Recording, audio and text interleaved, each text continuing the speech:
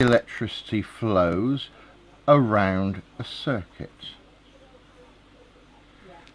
In alternating current, the electricity first flows one way and then it flows the other way.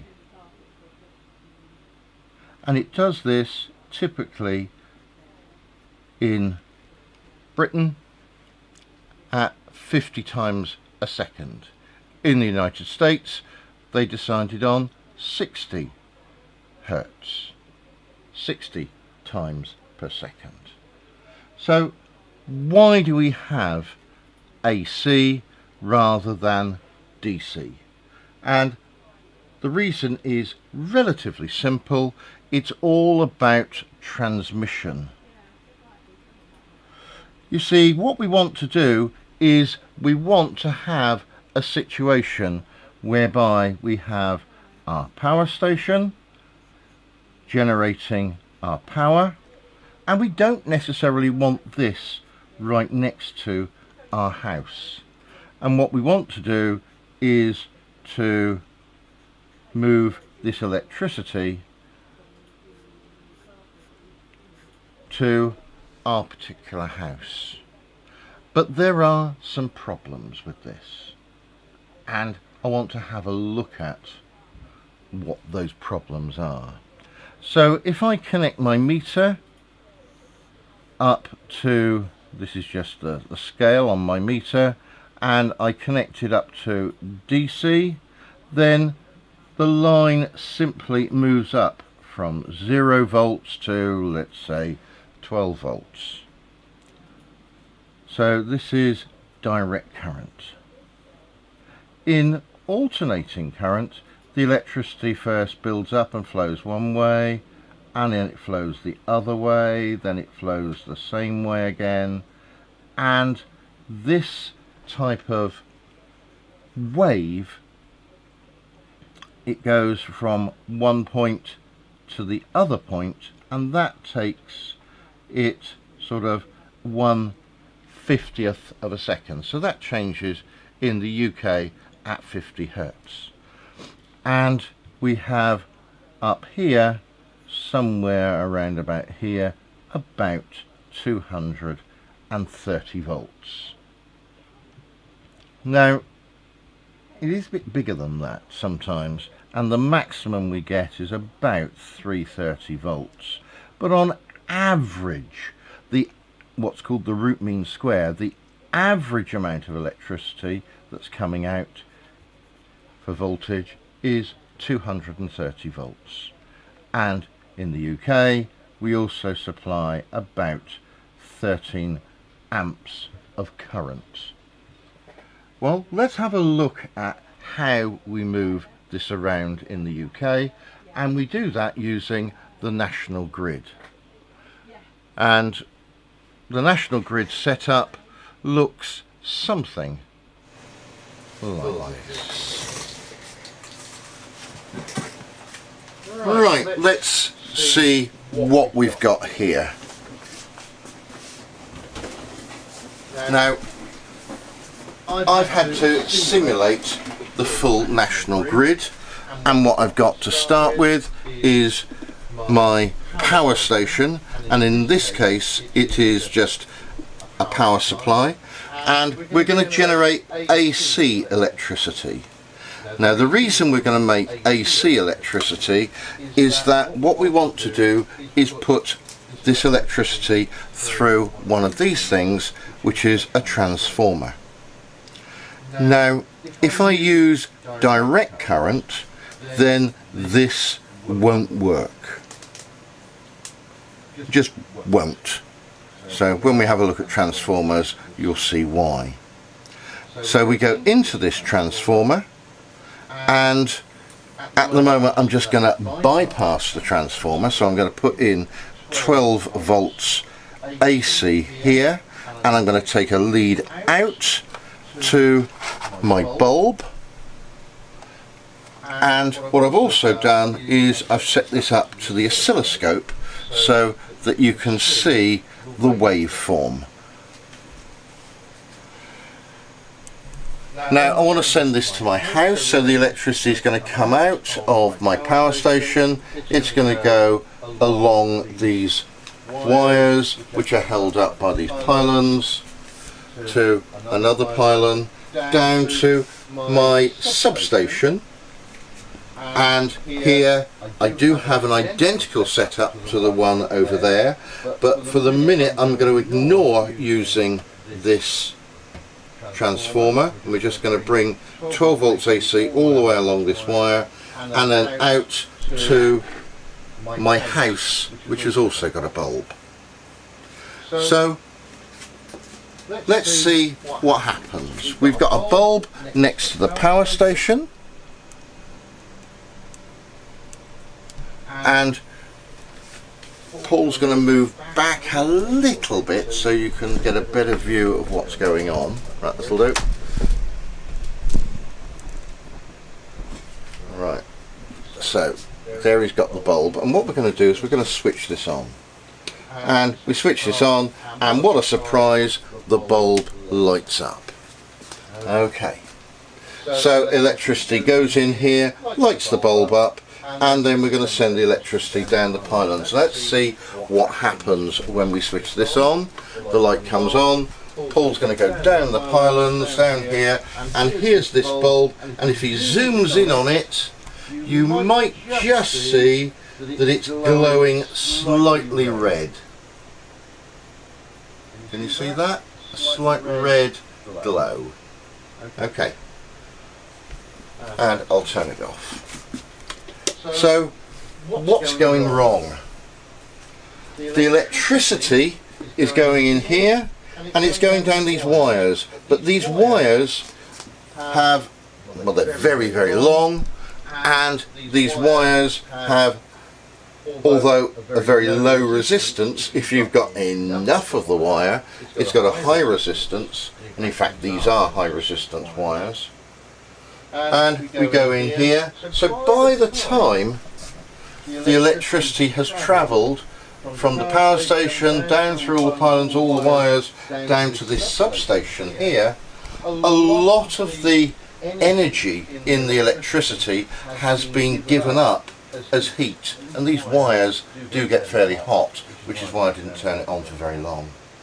So by the time we get here, instead of having 12 volts, I've got a matter of probably less than 6 volts here, which is why my 12 volt lamp isn't lighting up. So in a power station, what we do is we make the amount of power that we want, but instead of sending out that electricity, what we do is we put it through a transformer. Now this is a step up transformer, and what we're going to do is we're going to change this 12 volts to 240 volts, and that's going to go down these wires, and then we're going to arrive with 240 volts at the substation, and we're going to convert that 240 volts back to 12 volts because we've got a higher voltage here going down here and less current, because we can only send the same amount of power through, and power, which we measure in watts, is the voltage times the current. So I've got here 12 volts, and I've got probably a current of about 1 amp. We can measure it. When I come out, we've upped this to 240 volts, but the current has gone way down. So less heat, less energy is lost as it goes down here, and then we've got much more electricity when it arrives at the substation, and then this goes through a step down transformer, and the step down transformer is going to turn 240 volts into 12 volts, and our bulb should light. Well, that's the theory. Let's have a go and see whether it works. So let's switch on, it glows, and if we go down to the other bulb down the line, we can see that we've now got a bright bulb in the house. Electricity is being moved, and we're not losing as much electricity. It is slightly dimmer, but we're not losing anything like as much as we have in the previous exercise. Let's have a look at this, what's going on. And I've got this plugged in, this AC plugged into the oscilloscope, and Paul's going to now look at the oscilloscope. We're not doing very much with this at the moment, and if I switch on, now you can see the AC electricity, this curve as it goes up and down as the lights are lit. You don't see it terribly well on the oscilloscope through the camera. So here's the national grid. Now, why do we have a national grid in the UK? Well, what I can do is, rather than have one power supply, I can have lots of power supplies. I can have lots of power stations. And with these many power stations, I can link them all into this national grid, which is passing electricity down to my home. So I can have many power stations connected to my one house.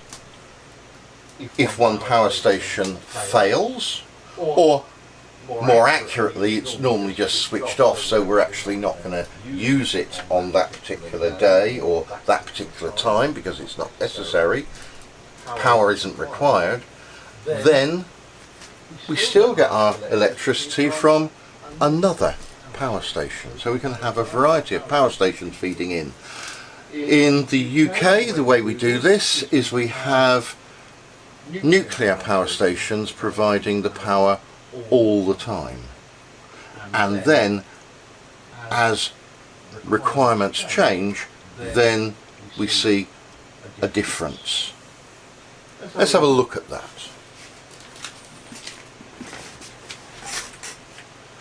So our power works very easily here, so we can sort of switch our power from one place to another.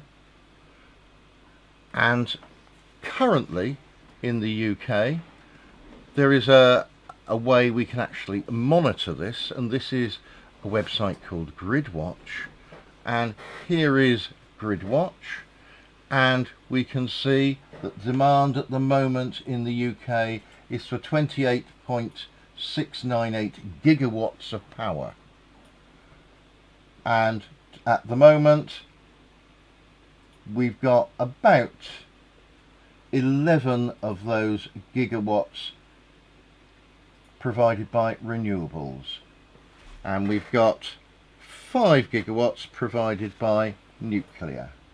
We've got our gas powered power stations providing here 7 gigawatts of power. Biomass, trees, gas, methane gas and that being burnt. We're not using any coal. Wind, it's not a particularly windy day today, so we haven't got much, but it is a nice sunny day, so we've got a bit more solar than we have wind power, and we're not using any oil or very many of the others. We've got a little bit of hydroelectric power from normally Scotland. Other, your guess is as good as mine, and we can bring in some from France or the Netherlands or Ireland, but we can also export some of this electricity. And if we look at here, we look at our 10-minute averages, we can see where we're actually using our electricity and how it's being sort of made at different times of the day. We can see that all the time at the bottom we're making nuclear, and then other energies come in, and what we do is we increase during the day, and then we have our peak at the night when everyone's sort of watching TV, and it drops down. So we can see the month going ahead, and we can see we had some very windy days around here, and those windy days provided a lot of the electricity. And if we look at the last month, we can see when we've had the very windy days, and so on. So GridWatch is really quite a useful insight into how much electricity we're actually using at any one time in the UK. So the national grid has an advantage that if we move from there to the piece of paper, then what I can have is I can have various different types of power station.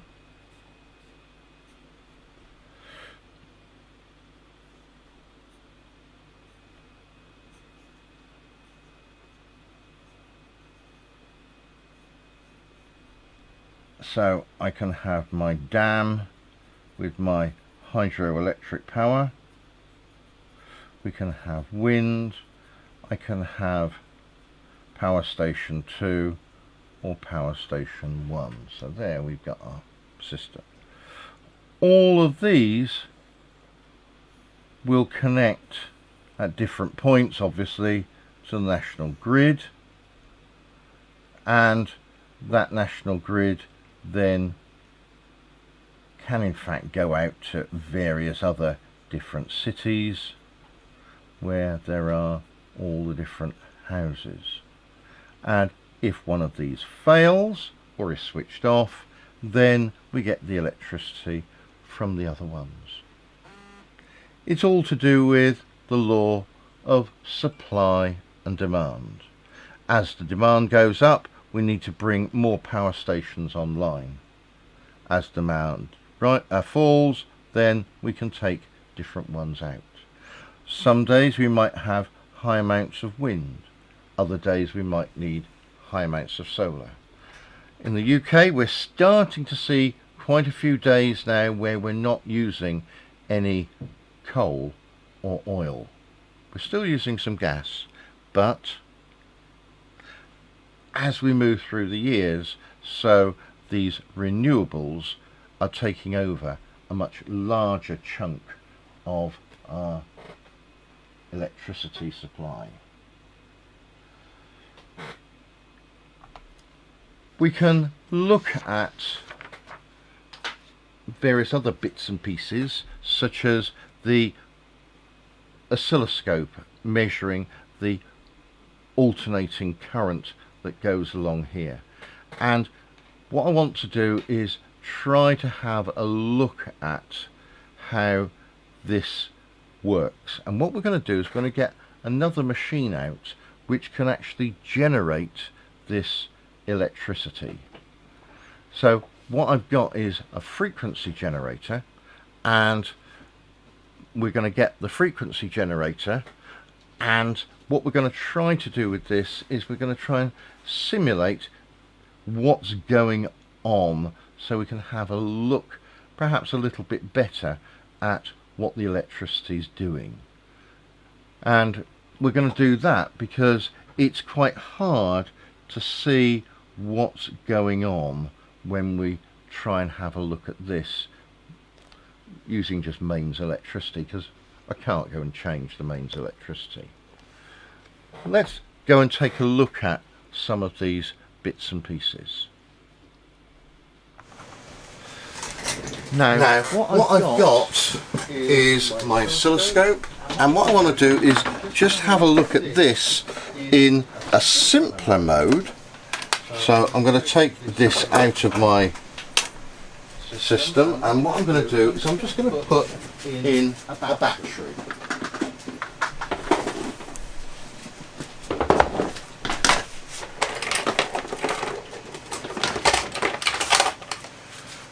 Now I've got here my power supply, which is just simply some batteries. I think I'm going to take my national grid offline for a minute. I'm going to give me a little bit more space to work. I'll have that in a minute. And here's the oscilloscope, and what I'm going to try and do is have a look at how many volts that we've got.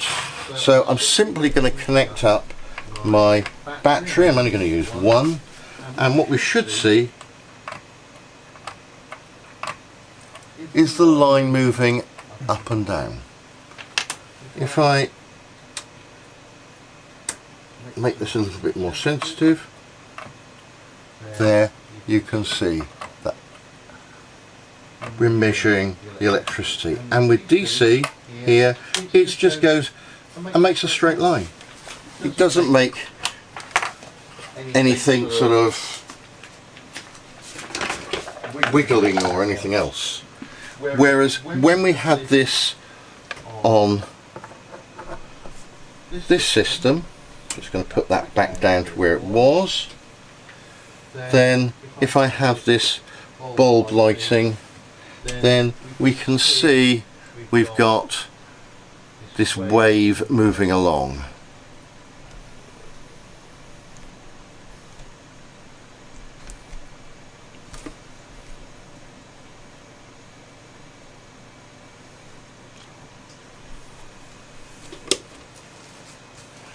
Just going to turn that off.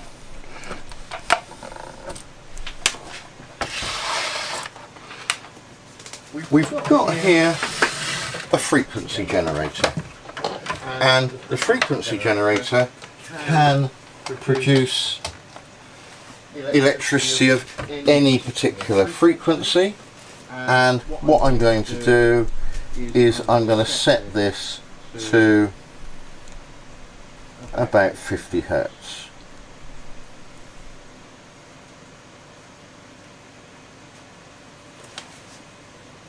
We've got some there, and what I should be able to see is on the oscilloscope the 50 hertz. Won't see a lot of difference, but I'm going to dial it up. This is what you'd see in America, because they run at 60 hertz.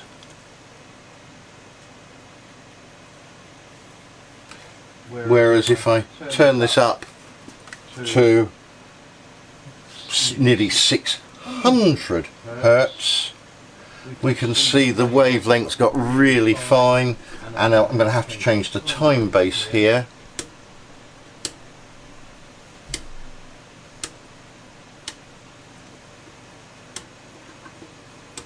So that you can see it probably a little bit better. So that's running at there, actually 587.8 hertz. I have a problem trying to get to 600 hertz, but 601.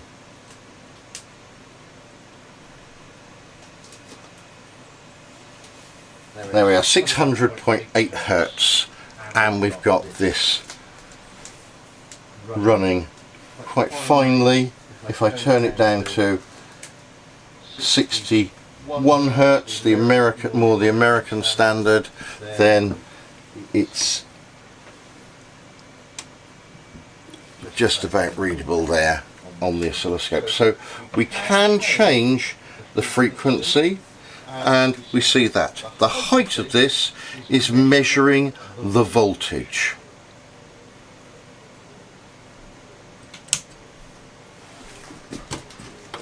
So I can generate my own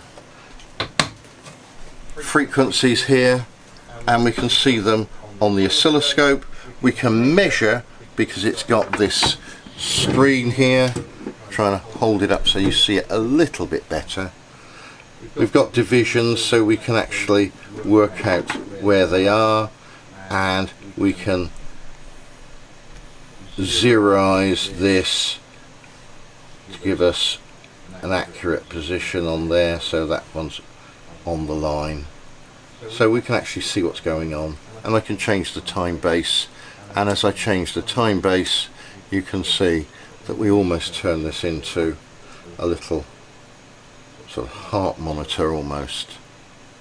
So this little beam is moving across the screen, and as we put voltage in there, so it's going to change and show what's going on. Okay, so we've got an idea about what is alternating current. The current is simply changing, it's going one way to the other. Now, what have we got in the way of plugs and sockets and cables? These vary tremendously from country to country. Some have 2 pins, some have 3 pins, and let's have a look and see what we've got with some of these. If I grab a plug,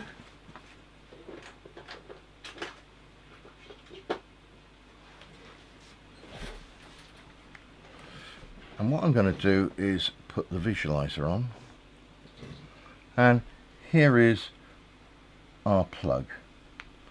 I've taken the lid off, and inside we've got various bits and pieces. The electricity comes in here through the wire, and one of the wires goes to the live. This live then goes through this fuse and out through this pin. It then goes round the circuit and then back into this pin, which is the neutral, and then goes out to the wire. So that completes the circuit. If anything goes wrong, then the electricity has a choice.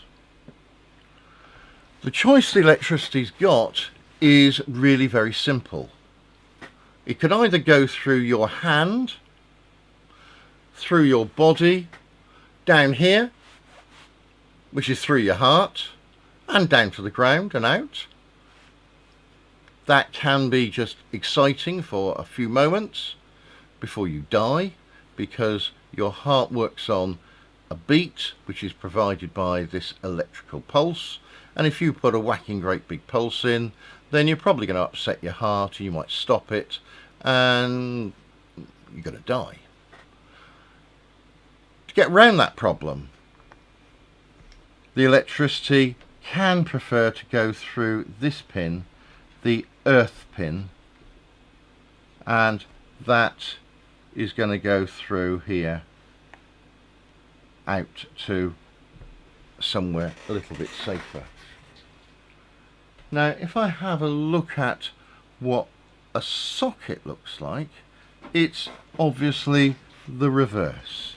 So let me just draw in a socket that we're going to plug this plug into, and this socket's going to have at the top the earth, and then we're going to have 2 other pins. This side is going to be the live,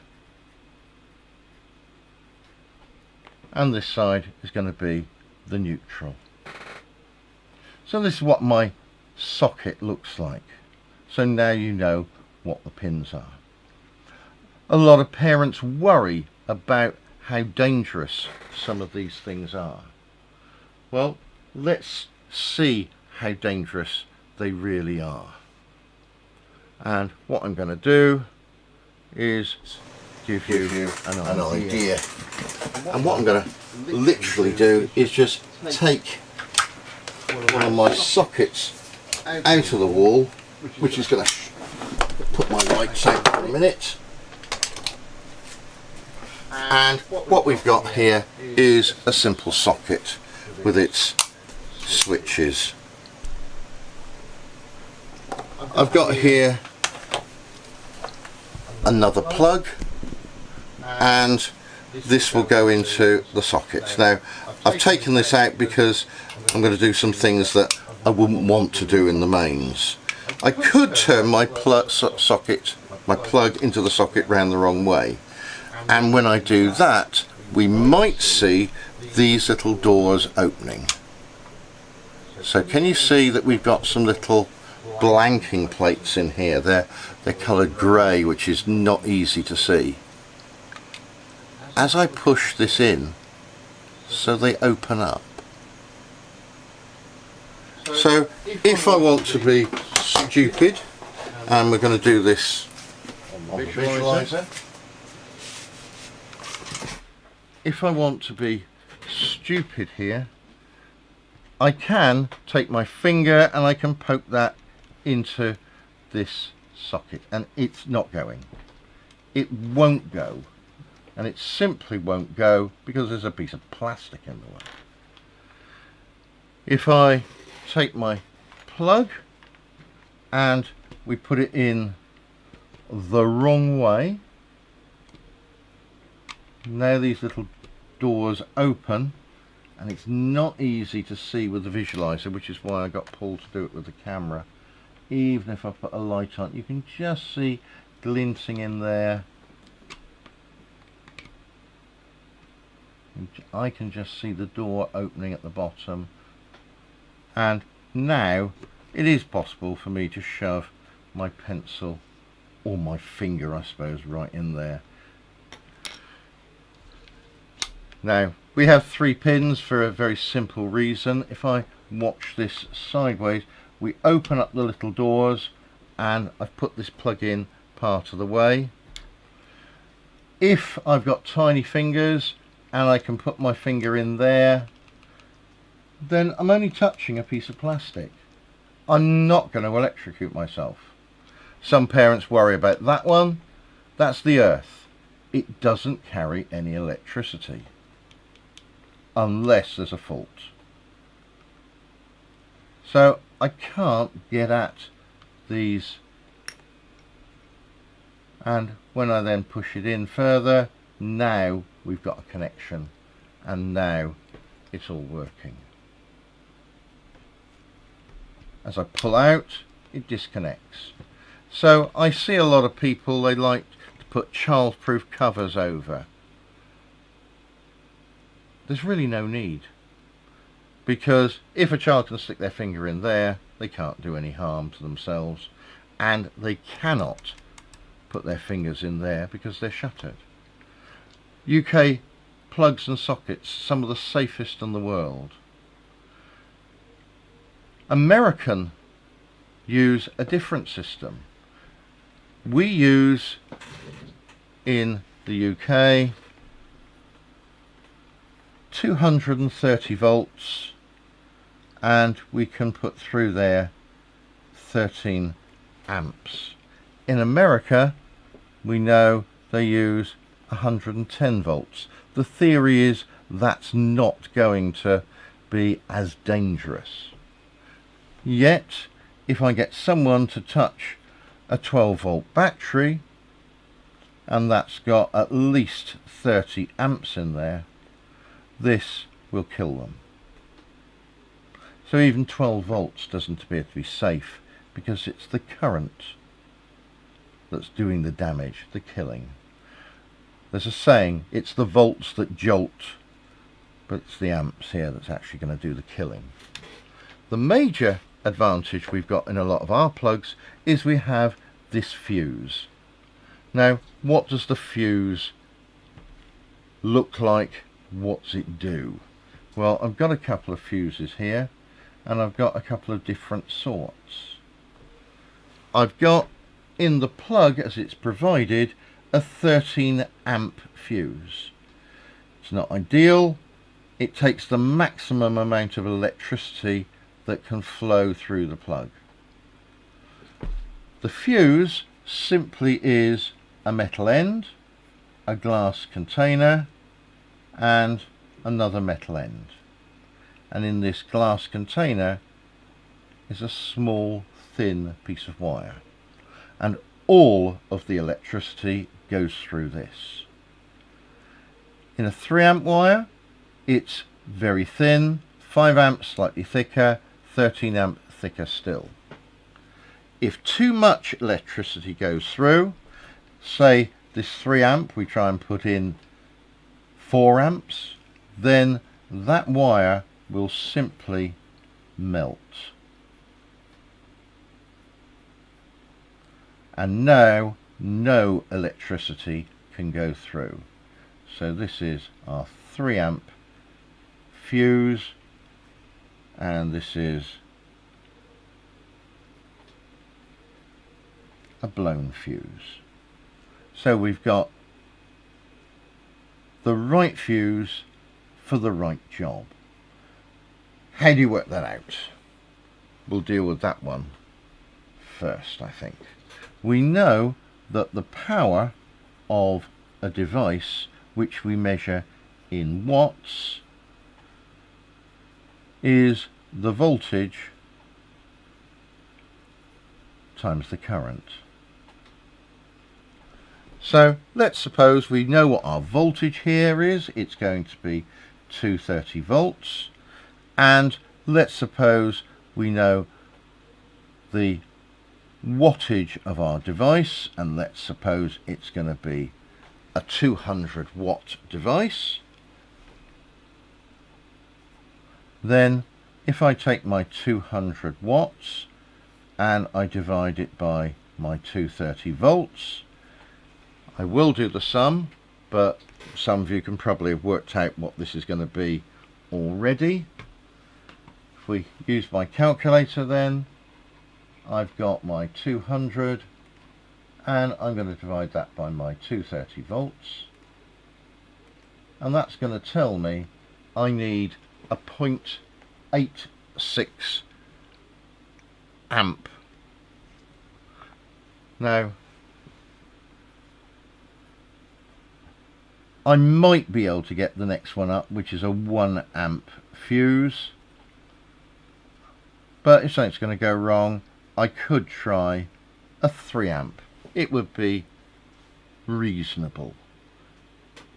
And if something's going wrong and my device is taking more than 3 amps, in other words it's going to be somewhere here about 600, 700 watts of power, something's gone wrong, the fuse will blow and I'll be safe.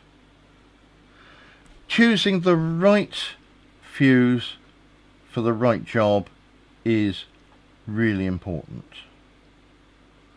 For something like a kettle will use something like about 3 kilowatts, and that works out at about a 13 amp. We can see from here that if you want a 3 amp, then it's going to be somewhere in the region of about a 600 watt device would need a 3 amp.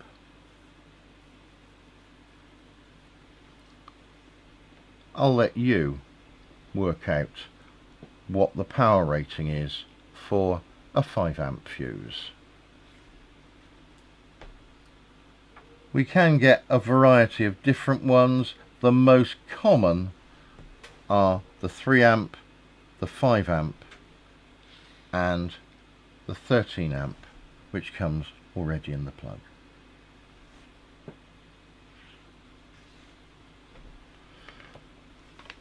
Let's have a quick look inside the plug itself,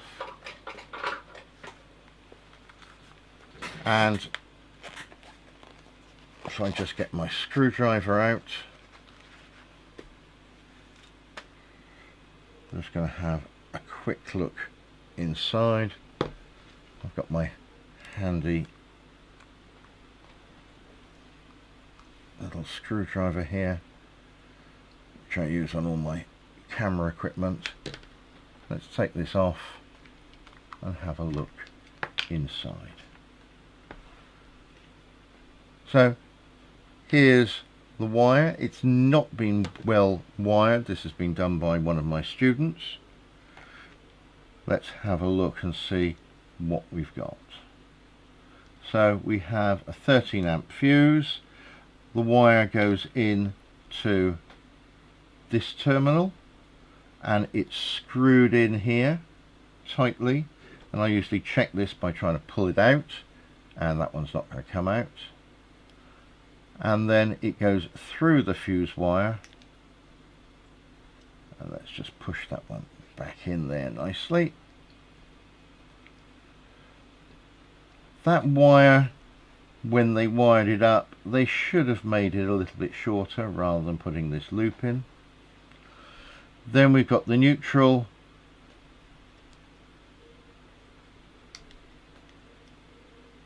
Here we've got a wire and it's cut off at this point and gone in through, and this one is held on securely. And my final one is my yellow and green wire, striped. It's showing that it's different, and this is wired correctly. I can't pull it out, and that provides my earth. As long as these wires don't get too damaged and squashed, they're reasonably safe. This cable is then held in by these cable holders, and that makes it firm, so that if anyone decides to pull the plug out rather than by the handle of the plug but by the cable, and you really shouldn't do that, then it's going to be fairly safe. And since I finished with this, let's just screw it back together. And that plug is now safe. In the UK, we don't normally wire plugs anymore. They're provided all wired up. Why? Safety. We're after safety here as much as possible. If someone wires a plug up wrongly, they connect it up in a different way using different wires, then it's liable to be rather dangerous to someone. And I always worry because that someone might be me. Let's look at what a ring main looks like.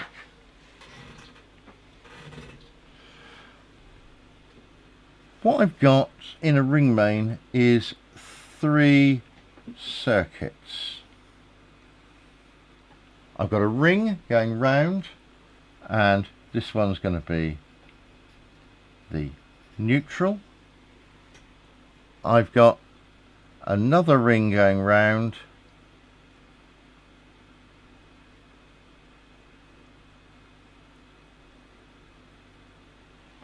and this is going to be the earth, and I've got a final ring going round, and this is going to be the live.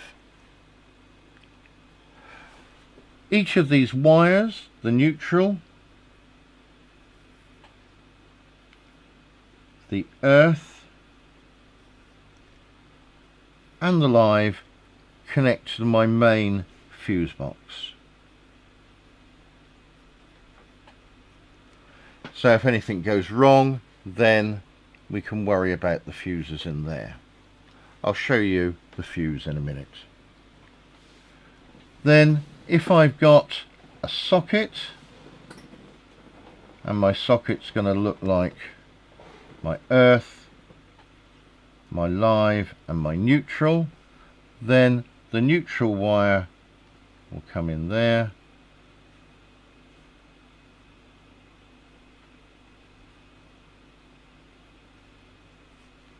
my live wire is going to come into that one, and my earth wire is going to come in there. I haven't done them in any particular colour, and I'm not showing how they fit in to the socket. Elsewhere in the house we've got other sockets, so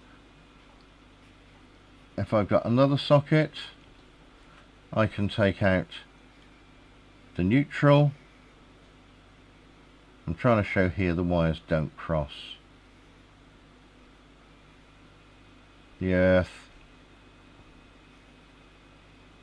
and the live.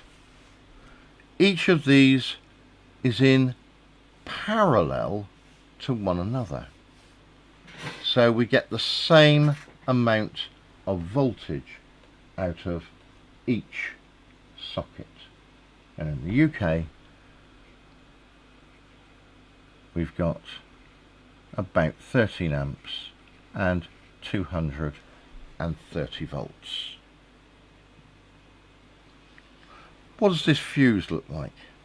Well, when I was a child, the fuses were big affairs. And quite a beefy wire going through them as well. Now, if something went wrong, then this fuse would blow and we would replace the fuse. But maybe we didn't have a replacement fuse, and some people then decided to replace the fuse with a nail. Now this was not a good idea really, because the amount of electricity going through the nail far exceeded what would go through the fuse, and even though there'd be a problem with the circuit, it wouldn't go. So nowadays we use these things. This is a circuit breaker. Everything's all right, something goes wrong and the switch flips, and all we need to do to rearm this is to find out first of all what's the problem, because these things don't go for no reason, and then switch it back on and it'll stay on. So this goes into the fuse box. You probably only see the front bit here. Zoom out a little bit. You'll only see the front bit of that, and you'll see lots of those next to one another. But inside is all the bits that do the work, the switch that does the work. And this goes into the rails of the main supply. So there's one going in and it's screwed in, and there's the other one, and they go into these rails, one with the neutral and one with the live, or in this case here both of these are going to be the live. So there's our circuit breaker, which hopefully can save a few lives.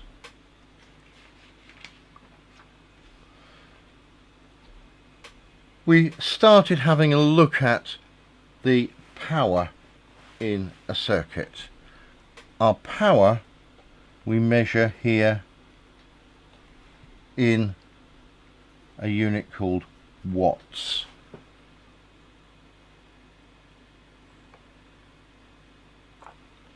And we know our power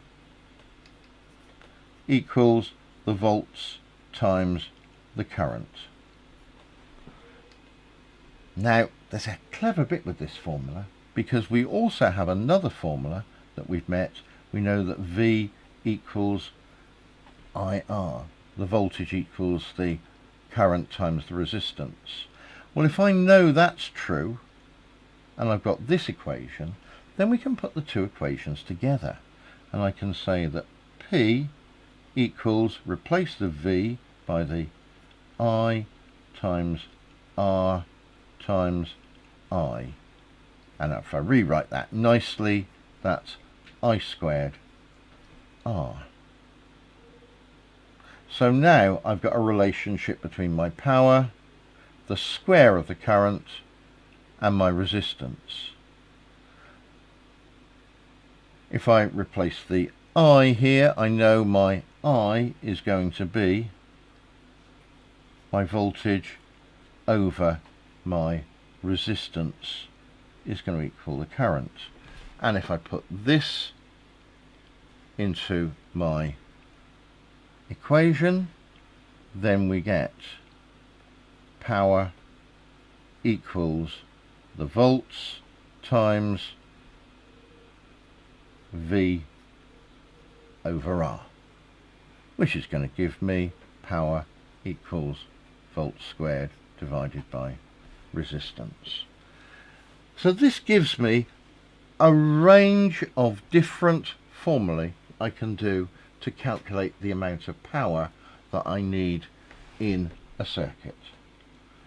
Let's finish off by having a look at a problem or two to do this. So let's suppose I've got a little motor, and I have a look at my motor, and my motor here, there we are, is going to have a certain amount of power. Let's work out its power. We're told it uses 4 amps at 12 volts. So my power is going to equal 12 times 4, which gives me 48 watts. Similarly, if we have something like a torch, so it's got a bulb in here that uses only 0.1 amps, and we might have 2 batteries, 2 1.5 volt batteries. That's going to give me 3 volts, and therefore my power is going to be 3 times 0.1. To work out, that's going to give me 0.3 watts of power.